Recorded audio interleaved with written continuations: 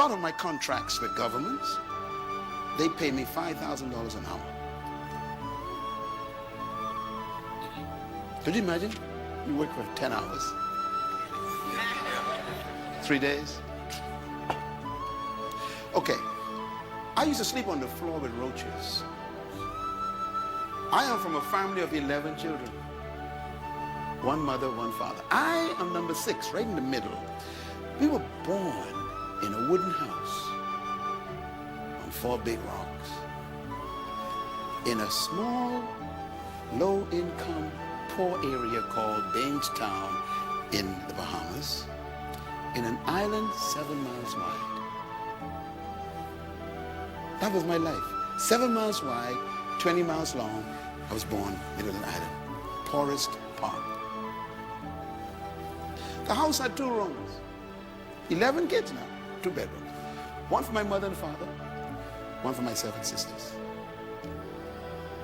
We slept like sardines. So the 4 boys slept on the floor. That's where I was born.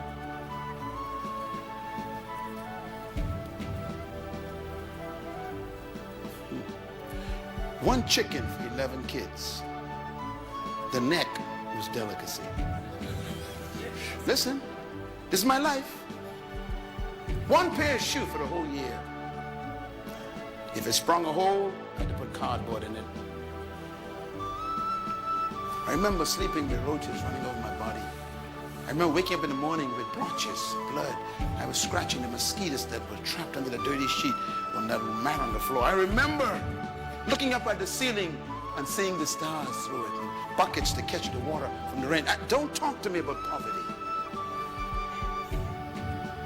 And my father was a Baptist pastor. And I went to church 3-4 times a week, and I slept with roaches. Don't tell me about religion. So when I talk to you from this position I'm talking to, I'm telling you what worked for me.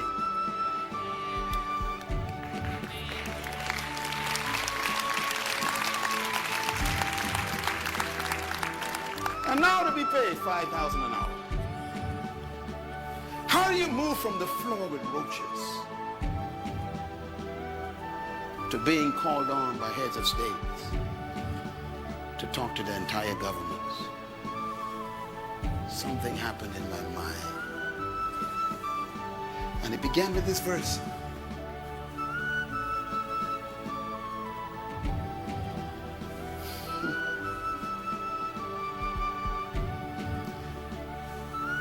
Let us make man. The word man here is the word ish. I-S-H, write it down in Hebrew, ish. It's a plural word, which means that God wasn't making a person, he was making a species. All of us is called man.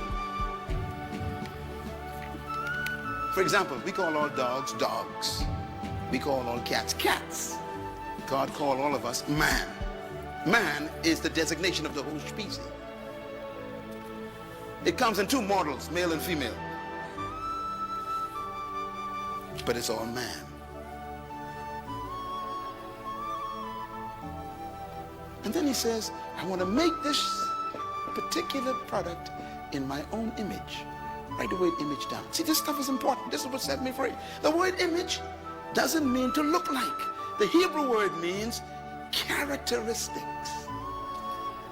Characteristics. Let them have the same characteristics, qualities of God. No Baptist pastor told me that. My father couldn't teach me that. He didn't know it. I had to find it for myself. I have God's character. Wow. What a discovery for a little boy sleeping on the floor. I am just like my father, God. Oh, my mind was changing. You know, we had teachers from Europe because we were oppressed by the British, you know.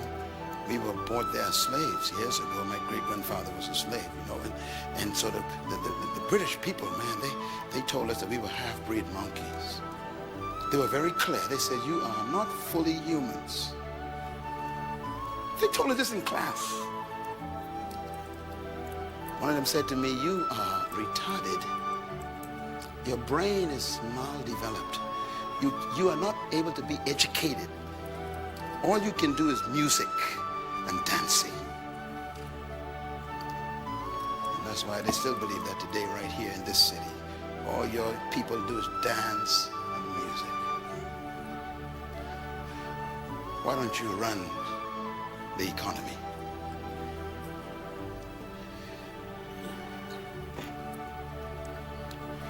We're not world changers, we are entertainers. I decided, no, I got God's character. I gotta find this. The qualities of God is in you. Every one of you, black, white, Asian, it doesn't matter, Puerto Rican, you have God's image. This is not a message for any race of people. It's for humans. You can do anything you dream. You're just like your God, your Father. Boy, that thing hit me like a bolt of light. Wow. And then the word likeness, I had to look for it myself in the Hebrew. You know what it means? It means to function like. Let us make a creature that has our characteristics and functions like us. That means you function just like God, your Father, which means you got to study, how does God function? Because if you don't function like God, you are malfunctioning. For example, in God, the Bible says there's no fear. So when you fear life, you are malfunctioning. So I'm afraid of nothing. I'm telling you, literally, I'm afraid of nothing. That makes me dangerous. A fearless man is a dangerous man.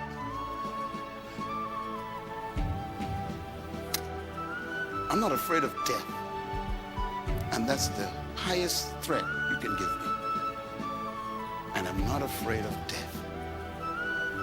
And you'll find that all true leaders have no fear of death. As a matter of fact, they have an affair with death. All true leaders. Why did God create you? Read it. To have what? Dominion. So what was the motivation for God's creation of you? Dominion.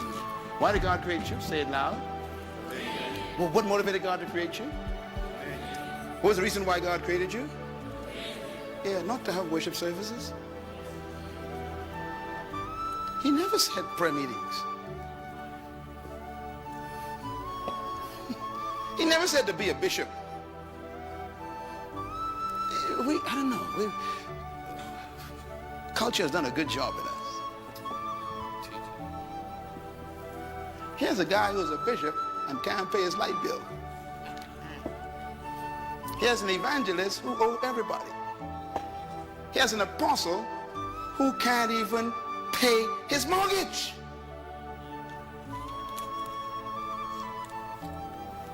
Something's wrong with this. We missed the point.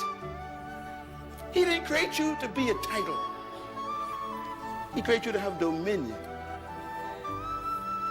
Everybody say dominion. Dominion. This is where leadership is born. See? Because the word dominion, I checked it out, is the word radach in Hebrew. Write it down. It actually means to rule. It also means to govern. It means to master, to manage resources. It means to control things.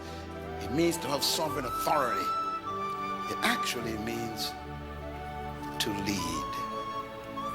Please buy this CD and listen to it a few times. Get this in your spirit. That is why you were created. To be a ruler, a governor, a manager, a controller, an authority, and a leader. Now, here's why I changed. Here's why I changed. When I discovered this, I had to discover the second principle. I'm going to give it to you.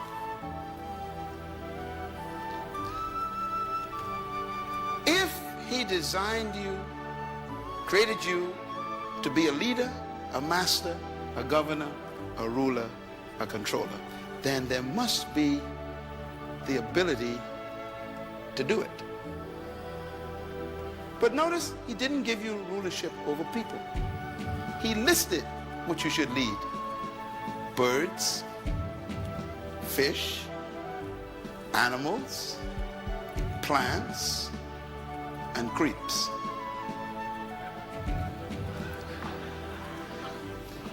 This is very important.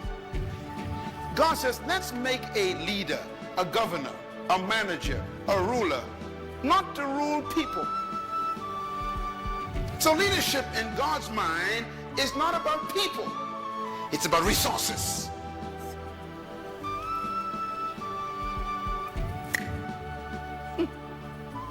You've been taught he who has no one following is simply taking a walk. That's what the Chinese taught you. Jesus disagrees. He said, you are a leader whether someone is following you or not, as long as you are fulfilling the management of resources through your gift. But you see, it's the way it works. Here's the way it works, Chad works. First, let me give you this is the secret. Whatever a manufacturer demands, he builds into the product. Write that down. This is what changed me from the floor.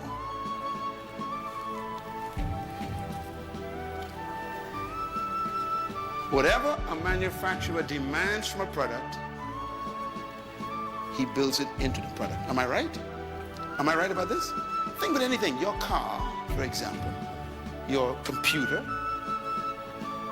your iPad, your iPhone, whatever you have, your refrigerator, whatever it's supposed to function as, it is built with. Number two, whatever God calls for, he provides for. Number three, whatever God demands, he inputs. Number four, whatever God expects from something, he injects it into it. And number five, whatever God gave the purpose of a thing to do, he built it with the potential to do it. That changed my life. Because when I discovered the principle of creation, I discovered my ability. Yeah. So when a manufacturer makes a product, he makes it for a purpose. Purpose means to perform a specific function. He builds into the product the capacity to perform the function. Then he sells it to you, and he tells you to demand these certain things from the product. You can demand it because it's already built in. When I discovered this, my life changed. Because suddenly I realized that no one in my environment could determine what I could and could not do. That's when I canceled my European teachers. It was at that point my life changed. I was 13 years old when I discovered this.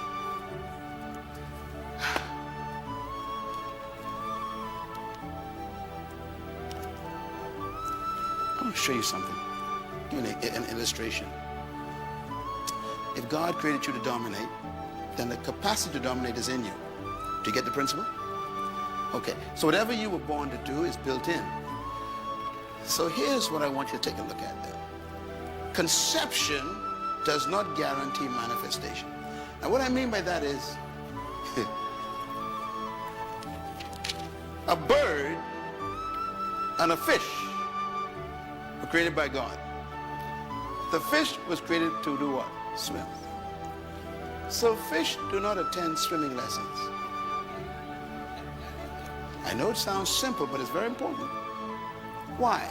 Because swim is built into the fish. Why? Because God demanded the fish to swim. So he put the ability in it. Birds were designed by God to fly. So birds don't attend flight school. Flight is built in. I like this one. Seeds. Seeds were designed by the Creator to bring forth trees.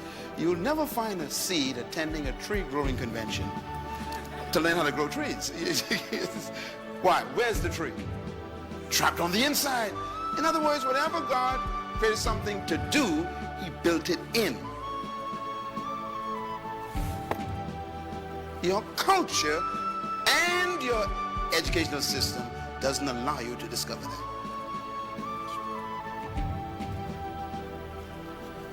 We are educated to be employed, not to be deployed. Seeds deploy themselves and become trees. Fish deploy themselves and they swim. Birds deploy themselves and they fly. We are the only creatures God created who don't deploy ourselves, because our culture doesn't allow it. You got to get free from the culture. And it's seminars like this that make you begin to have a meeting with yourself and discuss yourself with yourself and say to yourself, self, am I who I really am?